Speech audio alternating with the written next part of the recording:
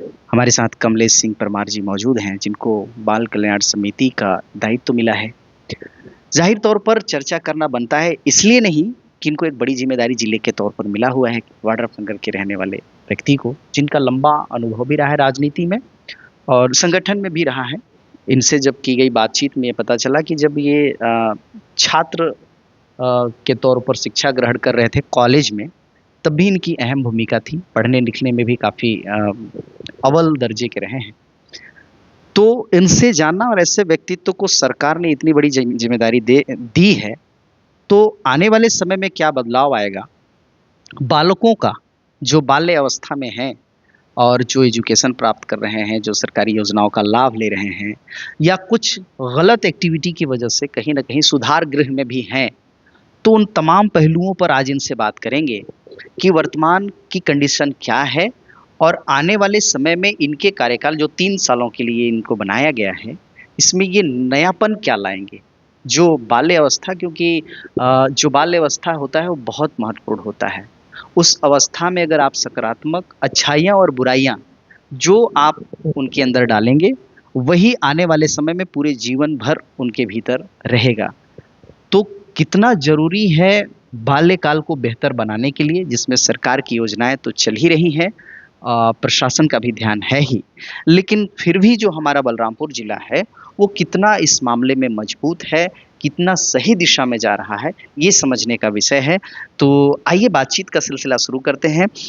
कमलेश सिंह परमार साहब, आपका बहुत स्वागत है हमारे प्लेटफ़ॉर्म। जी, शुक्रिया, धन्यवाद। कमलेश जी, ये दायित्व जो मिला है आपको, जो बाल कल्याण समिति के अध्यक्ष आप बनाए गए हैं जिले बलरामपुर में, आप ही को क्यों मिला साहब? नहीं, इसमें जो है इंटरव्यू हुआ था। इंटरव्यू में बहुत सारे लोग गए थे।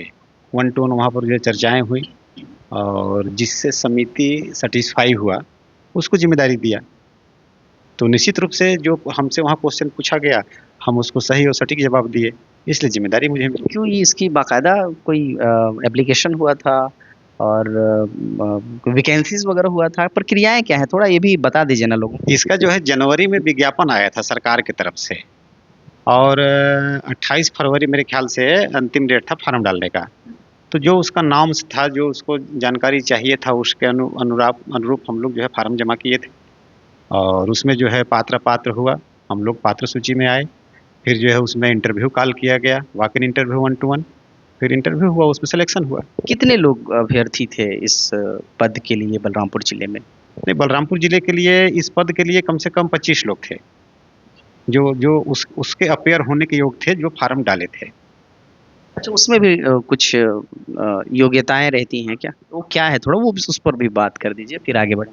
देखिए, उसमें तो महत्वपूर्ण योग्यता ये था कि जो अभ्यर्थी हमारा हमको जो अप्लाई करेगा, सरकार को जो अपना आवेदन भेजेगा, एक तो सोशियोलॉजी विषय से या मनोविज्ञान विषय वगैरह से उसका ग्रेजुएशन होना चाहिए, पहला क्राइटेरिया। दूसरा क्राइटेरिया, सामाजिक क्षेत्र में कार्य करने का उनका अनुभव होना चाहिए और उनकी आयु 65 साल होनी चाहिए, उससे ज़्यादा का अवसर नहीं। परमार साहब, आगे बढ़ते हैं। ये बाल कल्याण समिति के अध्यक्ष जो बने हैं, ये क्या है? ये किस तरह से काम करता है? जिले में इसकी क्या भूमिका है? लोग जानना चाहेंगे। देखिए, बाल कल्याण समिति का जो अध्यक्ष का जो जिम्मेदारी है या जो समिति का पूरा जो काम है, इसको 2 भागों में अपन समझ सकते हैं।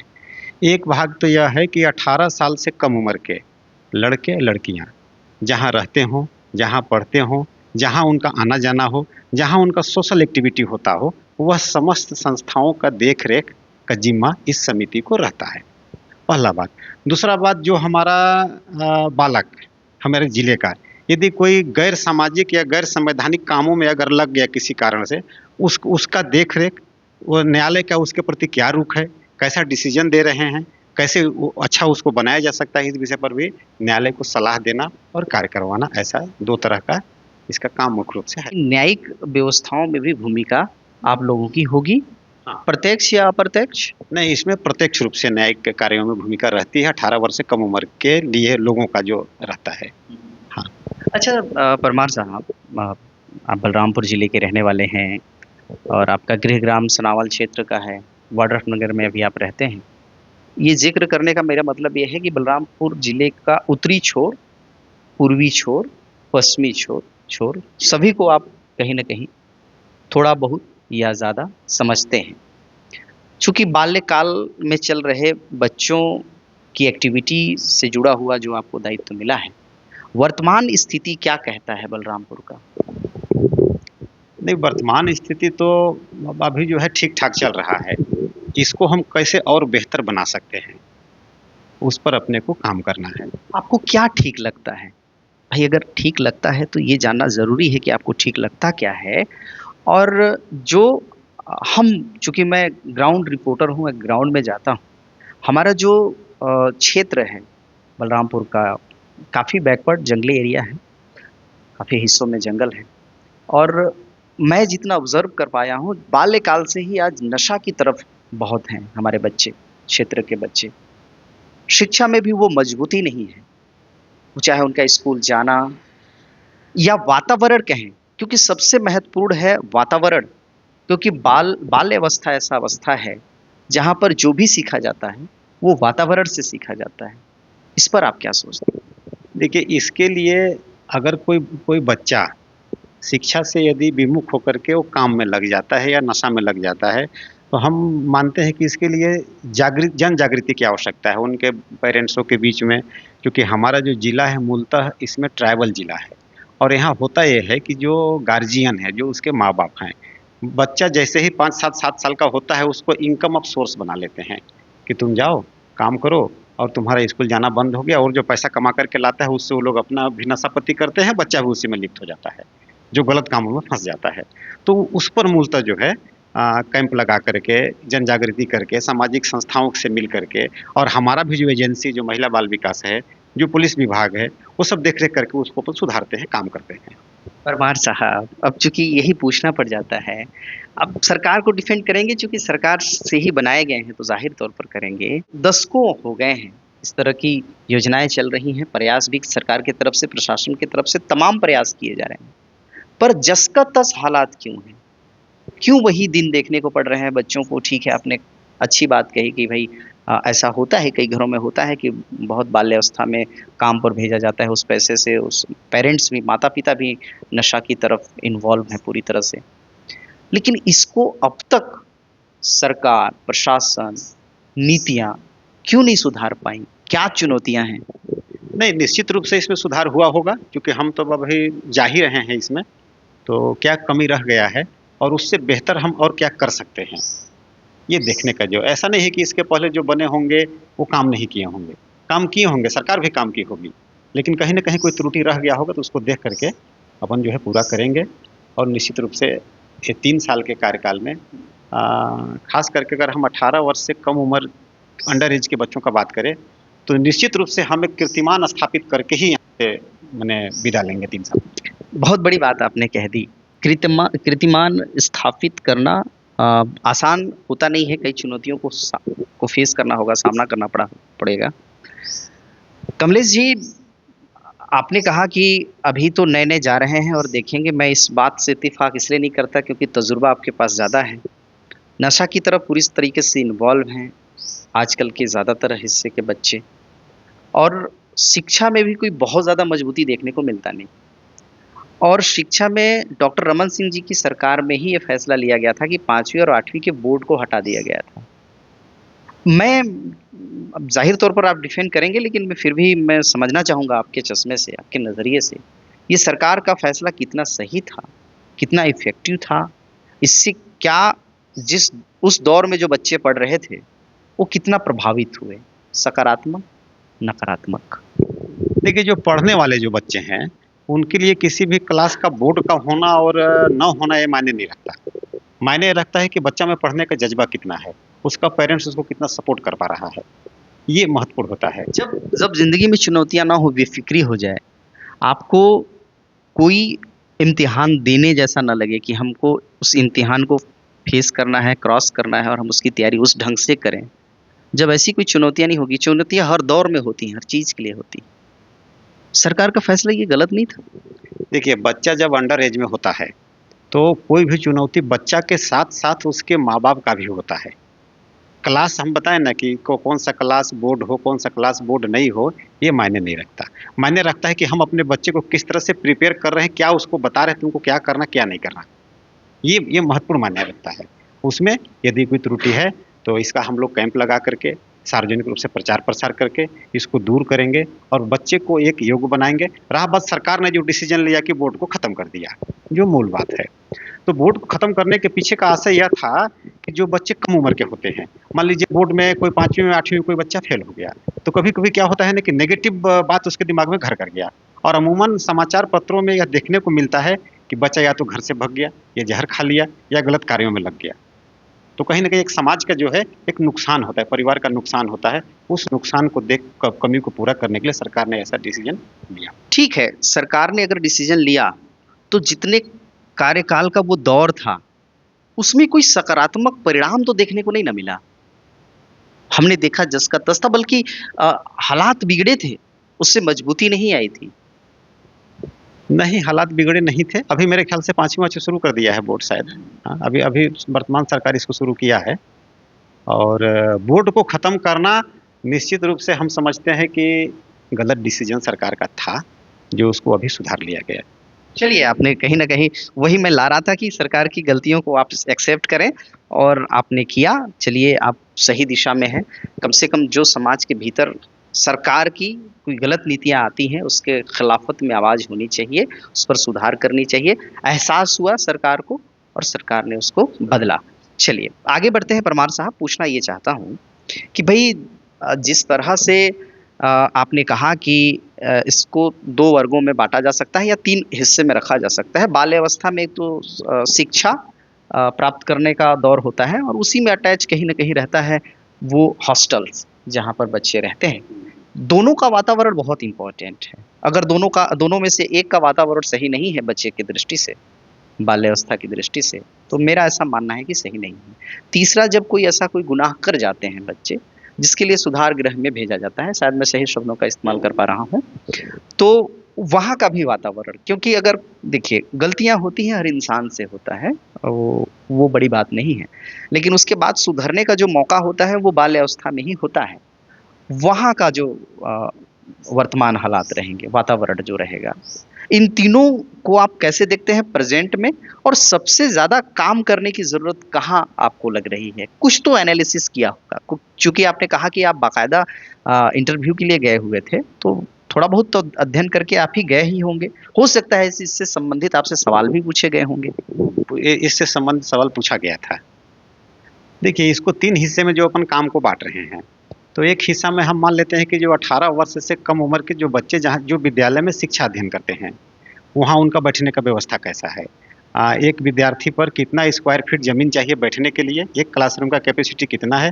कितना वहाँ पर बालक लोग बैठ रहे हैं? पहला बात। दूसरा बात, जो टीचर उसको शिक्षा दे रहा है, वो उस विषय में कितना ट्रेंड है? उसको पढ़ाना क्या चाहता है? बच्चा पढ़ना क्या चाहता है? ये विषय भी ये देखा जा सकता है, देखने योग्य बातें हैं। यदि उसमें कोई त्रुटि अगर मिलेगी तो उसको सुधार करने के लिए जिले के अधिकारी, प्रदेश के सरकार का ध्यान इस ओर आकर्षित कराया जाएगा। अब रहा बात मान लीजिए हॉस्टल, तो हॉस्टल सबसे महत्वपूर्ण चीज़ है। क्योंकि बच्चा स्कूल में जाता है तो 4 घंटा 5 घंटा रहता है। पूरा 24 घंटे में हम समझते हैं 12 घंटा तो उसका हॉस्टल में ही रहता है। 12-13 घंटा हॉस्टल में रहता है, जहाँ उसका खाना-पीना, रहना, सोना, उठना, बैठना और फिज़िकल जो उसका एक्टिविटी है सब उसमें चलता है। वो महत्वपूर्ण पार्ट्स है, उसमें ध्यान देने का चीज़ है। अब कभी-कभी कहीं-कहीं क्या होता है कि जो भोजन का जो जो उनका मेनू चलता है हॉस्टल में, एक बच्चे को इतना मात्रा में ये देना है, दूध देना है, पनीर देना है, मशरूम देना है, ब्रेड देना है, सारा कुछ रहता है। कहीं-कहीं उसमें जो है हॉस्टल अधीक्षक लोग जो है कट मार देते हैं, उनको नहीं दे पाते हैं, या माने कह लीजिए कि गुणवत्ताहीन भोजन दे देते हैं, जिससे कहीं जो है फूड पॉइज़निंग हो जाता है या अन्य कोई घटनाएँ हो जाती हैं सामूहिक रूप से। उसको भी देखने का चीज़ है। यदि उसमें त्रुटि मिलेगी तो निश्चित रूप से सामूहिक रूप से इसमें कार्रवाई होगा, चाहे दोषी कोई भी हो। अभी आपको लगता क्या है, 3 वर्गों की बात हमने कही, सबसे ज़्यादा काम करने का ज़रूरत आपने हॉस्टल को ही रखा है या 2 और हैं? नहीं, देखिए, सबसे ज़्यादा का जो काम करने का अपना जो देखभाल करने की आवश्यकता है, एक तो हॉस्टल हो गया, दूसरा हो गया जो बाल संप्रेक्षण गृह है, जिसको हम लोग बाल सुधार गृह बोलते हैं। जो बच्चे किसी कारण से गलत संगति में फँस करके गलत कार्य कर लेते हैं। सरकार क्या करता है कि न्यायालय के माध्यम से उनको भेज देता है बाल संप्रेक्षण के लिए में। वहाँ उनका घर के परिवेश में देख-रेख होता है, घर जैसा परिवेश है, उनको पढ़ने का, उनको खाने का, रहने का, उनका वहाँ सब लोग जो ट्रेंड जो टीचर हैं, वहाँ रहते हैं, व्यवस्था करते हैं। लेकिन उसको भी ऑब्जर्व करने का, देखने का ज़रूरत है कि वहाँ जो हमारा सरकार का सुविधा है, वो संपूर्ण रूप से मुहैया है अंतिम बच्चे तक या नहीं है? अगर नहीं है तो क्यों नहीं है? क्या दिक्कत है? क्या उनके पास कोई फंड का इश्यू है? या कोई उनके पास टीचर व्यवस्था नहीं है, तो सरकार को अपन लिख करके उसको उपलब्ध करवाएँगे। परमार साहब, तीनों का ज़िक्र आपने कर दिया। मुझे ऐसा लगता है कि बाल गृह सुधार में जो आप गए होंगे या नहीं गए होंगे, मुझे लगता है कि उतना वक़्त अगर गए भी होंगे तो बहुत कम वक़्त के लिए गए होंगे, उसमें उतना समझ पाना बहुत मुश्किल होता है। लेकिन स्थानीय तौर पर रहते हैं, सामाजिक कार्यों में कुछ भूमिका आपकी रही है, तो आप हॉस्टल्स में, स्कूलों में आपका जाना हुआ होगा। मुझे ये बताइए परमार साहब कि वाड्रफनगर क्षेत्र, बलरामपुर क्षेत्र हो गया, रामचंद्रपुर क्षेत्र हो गया, उधर आपने कुछ काम भी किया है, वो जो कुसमी शंकरगढ़ वाला बेल्ट को भी बहुत अच्छे से जानते हैं। स्कूल का, छात्रावास का, आपको वर्तमान का जो वातावरण दिया गया है बच्चों को, वो कितना सही है? और उसमें क्या परिवर्तन लाने की और ज़रूरत है, जिससे और अच्छा वातावरण मिले और बाल्य अवस्था से ही बुद्धि में, विवेक में, शारीरिक क्षमताओं में, दक्षताओं में, सोचने विचारने में, जो शारीरिक, मानसिक, जो हर एक तरह से उनको डेवलप किया जाता है, उनका विकास किया जाता है, वो और बेहतर हो और मजबूत हो, कैसे? देखिए, जो अंडर एज के जो बच्चे हैं, सबसे पहला बात कि वो कुपोषित ना हों, उनको स्वस्थ भोजन मिले, हेल्दी भोजन मिले। और सबसे बड़ा चीज़ जो होता है हॉस्टल्स में, जहाँ हम लोग देखते हैं, मैं वैसे भी जाते रहता हूँ, तो गंदगी बहुत देखने को मिलता है। उनका जो टॉयलेट है, उनका जो वॉशरूम है, ऐसा बदबू देता है, ऐसा महकता है कि दूर से ही जो है लगेगा आपको जो है वहाँ पर उल्टी हो जाएगा। तो उनका खाना-पीना साफ अच्छे से हो, हाइजीनिक तरीके से रहें और उनका फिजिकल वहाँ पर देख-रेख भी अच्छे से हो। ख़ास करके हम जो है, अगर लड़कियों की बात करें तो बहुत सारा दिक्कत उनको होता है, जिसके लिए हम कोशिश करेंगे कि उसको एक अच्छे तरीके से समाधान कराया जा सके। आपने कहा कि कुछ ऐतिहासिक कदम भी होंगे, जो बदलाव के होंगे 3 साल के कार्यकाल में। प्रमुख क्या-क्या बदलाव की आपने सोचा है? देखिए, इसमें तो अपने देखेंगे कि जो पिछले पिछले जो समिति के जो लोग थे, वो क्या संपूर्ण काम किए या उनको काम करने में कोई दिक्कत आया? अगर दिक्कत आया तो किस-किस बिंदु पर आया? क्या उन्होंने सरकार को लिखा या नहीं लिखा? अगर लिखा तो क्यों नहीं हुआ? और हम बता दें कि हम लोग जो है पुराने रास्ते पर चलने के आदी नहीं हैं। हम लोग एक नया रास्ता बना करके काम करते हैं और कीर्तिमान स्थापित करके परिणाम देते हैं सरकार को और समाज को। क्या परिणाम देंगे, वही तो समझना चाहते हैं। बेहतर से बेहतर, जो अच्छा से अच्छा हो सकता है, जो उनके हित में हो। जो जो बच्चों का और वो क्या हित में हो, क्या बेहतर हो, ये बता पाने में भी फिलहाल आप सक्षम हैं? भाई, सरकार का जो हमारे पास नॉर्म्स आएगा कि इसके अनुरूप अपने को काम करना है। अब जैसे मान लीजिए बच्चों का तो अभी जो है फिजिकल डेवलपमेंट और मानसिक डेवलपमेंट ही मेन है, 18 साल के जो कम उम्र के बच्चे हैं, उनके लिए। तो इस उम्र में क्या उनको चाहिए? अच्छा से खाना, अच्छे से पहनना और उनका शरीर स्वस्थ हो। स्वस्थ शरीर में ही स्वस्थ आत्मा वास करता है, तभी वो आगे कुछ पढ़ेगा, लिखेगा, समझेगा, ऐसा। योग को लेकर के मोदी जी ने शुरुआत करी पूरी दुनिया भर में। 21 जून को, मैं शायद अगर सही बता पा रहा हूँ, तो विश्व योग दिवस के तौर पर मनाया जाता है। आप स्कूलों में जिस तरह से योग दिवस है, और योग कहीं न कहीं शरीर को स्वस्थ रखने के लिए, मन को स्वस्थ रखने, विचारों को स्वस्थ रखने के लिए, स्वस्थ विचार आने के लिए, ये बहुत आवश्यक है। लेकिन जिस तरह से इसको एक हवा दी गई थी, और अच्छी दिशा में पहल था, इसको गलत नहीं ठहराया जा सकता। लेकिन ज़मीन पर क्या लगता है आपको, सही तरीके से इस तरह की शिक्षा, योग की शिक्षा दी जा रही है? जिसका फ़ायदा बाल्यकाल में जीवन जो जी रहे हैं बच्चे, उनको ज़्यादा इसका लाभ मिल पा रहा है? देखिए, योग को लेकर के जहाँ तक अभी तक हम जो समझ पाए हैं, तो सरकार योग टीचर की बहाली आंशिक समय के लिए हर विद्यालयों में करता है, जहाँ पर जो आवासीय विद्यालय है खास करके। 3 महीने 4 महीने के लिए अभी बहाली चल रहा है, उसमें कर रहे हैं। और योग तो करना ही चाहिए, इसको लाना ही चाहिए। अगर इसमें कोई कमी रहा है, तो हम सरकार से गुज़ारिश करेंगे कि इसको जो है मुस्तैदी से लागू करें, कि हर विद्यालय में योग हो।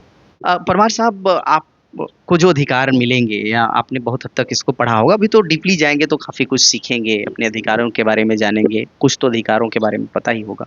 क्या अधिकार हैं, ये बताइए?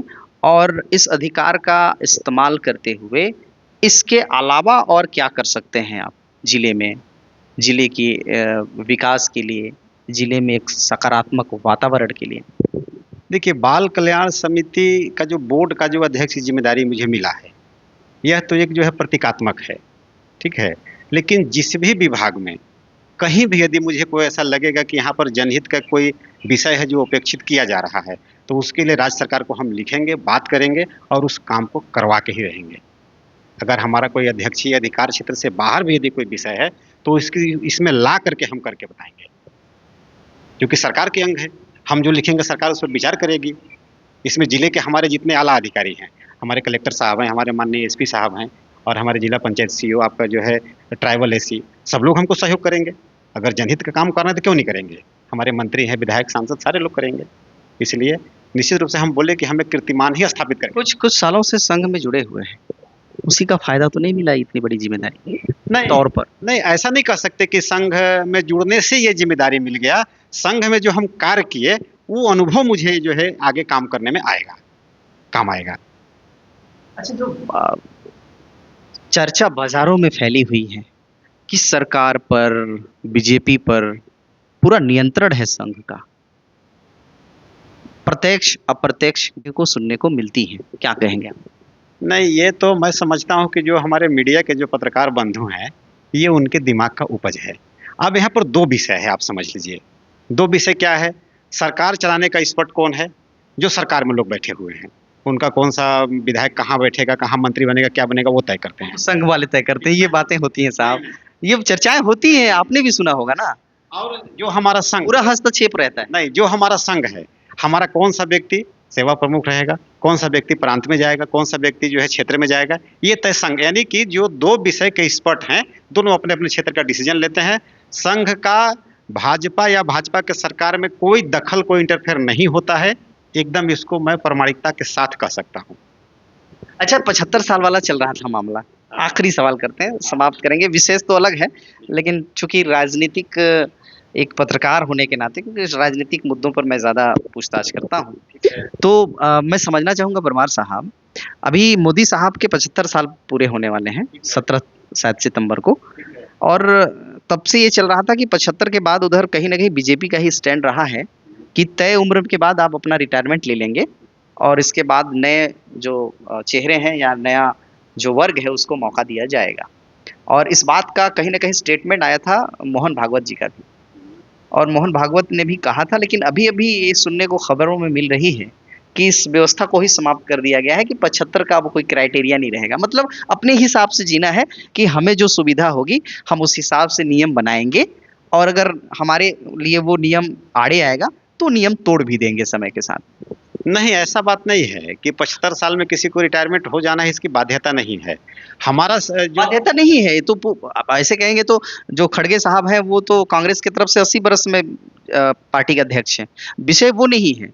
अगर आपने सकारात्मक सोच के साथ कहीं ना कहीं देश भर में यह प्रचार किया कि भाई हमारा स्टैंड रहेगा कि कम से कम एक एज लिमिट तो होना चाहिए, इसके बाद कहीं ना कहीं नए जनरेशन को मौका मिलना चाहिए, और उसी व्यवस्था को आपने बनाने की दावे भी किए, बनाया भी कहीं ना कहीं, ठीक है प्रत्यक्ष अप्रत्यक्ष नियम कानून में बने ना बने, लेकिन विचारों में बनना तो बड़ी बात होती है साहब। और फिर उसी विचार को आखिर में जब आप उस घेरे में आप फंस रहे हो तो आप लास्ट में मुकर जा रहे हैं। देखिए, जो संघ का जो बात हम करें तो संघ में जो है हम लोग नीचे से ही नया पौधा लेकर के जाते हैं, अपने नए लोगों को लाते हैं, उसको आगे बढ़ाते जाते हैं। अब रहा बात, मान लीजिए हमारे जो माननीय पूज्य सरसंघचालक जी हैं, वो अभी आप जिक्र किए कि नहीं, वो कह दिए थे कि 75 साल एक जो है एक लाइन लिमिट होना चाहिए, उसके बाद जो है पद को छोड़ देना चाहिए।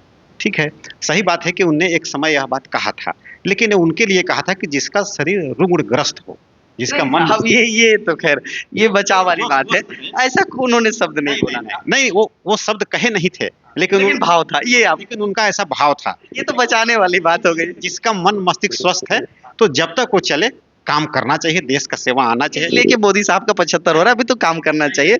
मोदी साहब ने दबाव डाला क्योंकि अभी जो 15 अगस्त के भाषण में मोदी साहब ने खूब तारीफों का पुल बांधा था संघ के लिए, तो खौफ तो था साहब, और कहीं ना कहीं वही वजह तो नहीं रहा। हम आपको बता दें, अभी जैसे आप बोले कि मोदी साहब ने संघ का तारीफ किया, हम आपको बता दे रहे हैं कि एक बार पंडित जवाहरलाल नेहरू और एक बार लाल बहादुर शास्त्री, देश में 2 ऐसे समय आए जो दोनों लोग संघ के पास हाथ जोड़ते हुए गए थे देश की व्यवस्था को सुचारू रूप से चलाने के लिए। एक बार क्या हुआ था कि अपना जो है पाकिस्तान के साथ युद्ध चल रहा था, ठीक है? गणतंत्र दिवस का परेड करना था। अरे वो सब मत न सुनाइए साहब, फैक्ट यही है। संघ पर और बात करेंगे, लेकिन इस बात को आप स्वीकारिए कि ऐसा है। नहीं, नहीं, ऐसा बिल्कुल नहीं है। चलिए ठीक है। बहुत-बहुत शुक्रिया कमलेश सिंह परमार साहब, आपने अपना वक़्त दिया और जो बाल कल्याण समिति के अध्यक्ष बने उसके लिए तो आपको शुरू में हमने बधाई नहीं दिया था, बहुत-बहुत बधाई। आप चूँकि बालकों को सुधार करने के लिए बालकों के जीवन में नयापन लाने के लिए, उनके जीवन को सकारात्मक दिशा देने के लिए एक बोर्ड है जिसका अध्यक्ष हैं, तो एक बहुत बड़ी ज़िम्मेदारी है। बाखूबी आप अच्छे से निभाएँगे और बलरामपुर ज़िले में एक बहुत बड़ा बदलाव हम आने वाले समय में देखेंगे, 3 सालों में जैसा कि आपने कहा देखेंगे। तो इन्हीं शुभकामनाओं के साथ बहुत शुक्रिया, बहुत धन्यवाद समय देने के लिए। तो दोस्तों ये थे कमलेश सिंह परमार जी, जिनको 2 सितंबर को छत्तीसगढ़ सरकार ने बलरामपुर ज़िले के बाल कल्याण समिति के अध्यक्ष के तौर पर नियुक्त किया है। बहुत बड़ी ज़िम्मेदारी सरकार ने दी है। क्या कुछ करेंगे इस पर चर्चा हुई है, इनकी थिंकिंग क्या है, इनकी सोच क्या है और बहुत कुछ आप ये बाल कल्याण समिति की भूमिकाओं के बारे में आपने जाना, आपने समझा कि क्या है और इससे समस्याएँ मैं ये भी कहना चाहूँगा परमार साहब आप भी हैं फ़िलहाल हमसे जुड़े ही हुए हैं। कोई ऐसे माता-पिता या ऐसा कोई पारा मोहल्ला के लोग या सामाजिक लोग जहाँ पर इस तरह की कमियाँ नज़र आ रही हों, तो आप बेशक मेरे ख्याल से एक होना चाहिए आपसे शिकायत करने की। बिल्कुल, बिल्कुल। वो शिकायत करेंगे और त्वरित कार्रवाई उनके साथ होगा, न्याय मिलेगा उनको। हम इनसे ये भी वादा ले लेते हैं कि सामाजिक रूप से आप इस तरह से गलत वातावरण इन बच्चों के बीच जो बच्चे जहाँ पर रहते हैं, चाहे हॉस्टल हो, स्कूल हो या फिर कोई सामाजिक ऐसा कार्यक्रम हो जहाँ पर अहित हो रहा हो, अन्याय हो रहा हो बच्चों के साथ या कुछ गलत हो रही हो, तो आप उसकी शिकायत कमलेश सिंह परमार जी के साथ भी रख सकते हैं। बहरहाल कमलेश सिंह परमार जी से की गई ये बातचीत का वीडियो अगर आपको अच्छा लगा हो, तो कमेंट बॉक्स पर लिख करके अपनी प्रतिक्रिया भी दीजिएगा। अच्छा लगेगा और अच्छा लगेगा तो आपके अपनों, परिवार, रिश्तेदार, दोस्त, मित्र सभी को शेयर भी करिएगा। चैनल में नए होंगे तो सब्सक्राइब कर लीजिएगा।